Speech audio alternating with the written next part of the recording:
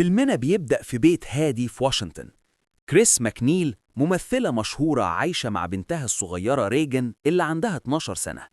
في الأول كل حاجة طبيعية، بنت بريئة بتحب تلعب وتضحك، لكن فجأة تبدأ تظهر تصرفات غريبة، كلام مش مفهوم، أصوات غريبة في البيت، حاجات بتتحرك لوحدها. كريس تحاول تفسر اللي بيحصل، تروح لدكاترة وتعمل فحوصات، لكن كلهم يقولوا إن مفيش تفسير طبي واضح واللي بيحصل مش طبيعي خالص.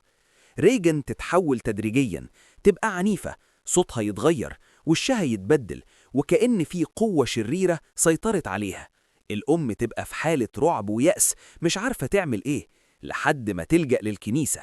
هناك يظهر الأب ديميان كارس، كاهن شاب عنده أزمة إيمان كبيرة بسبب وفاة والدته، لكنه يبدأ يشوف إن اللي بيحصل مع ريجن مش مجرد مرض نفسي، ده شيء أبعد من كده.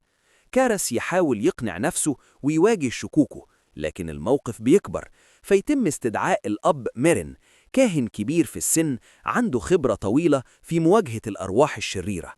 ميرين وكارس يدخلوا البيت ويبدأوا الطقس اللي بيعتبر معركة حقيقية بين الإيمان والظلام. ريجن تبقى في حالة هستيرية، بتتكلم بلغات مختلفة، بتكشف أسرار شخصية عن الكاهنين، وبتحاول تهز ثقتهم بنفسهم. ميرين يواجهها بقوة وصلابة، وكارس بيحاول يثبت نفسه وسط خوفه وتردده. الأحداث تتحول لصراع عنيف، أصوات مرعبة، قوة خارقة، البيت كله يبقى ساحة حرب بين النور والظلام، وكل شخصية بتكشف ضعفها وقوتها في اللحظة دي.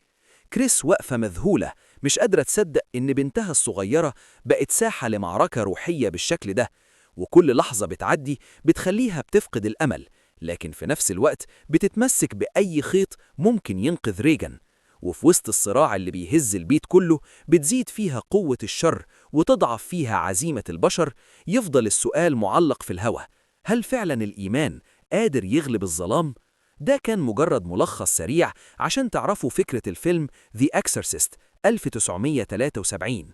لو عاوزين تعرفوا القصة كاملة اكتبوا لنا في التعليقات، وما تنسوش تعملوا اشتراك في قناتكو فيلم 2 كليك وتفعلوا الجرس. شكرا ليكو، ونشوفكو في ملخص جديد. سلام.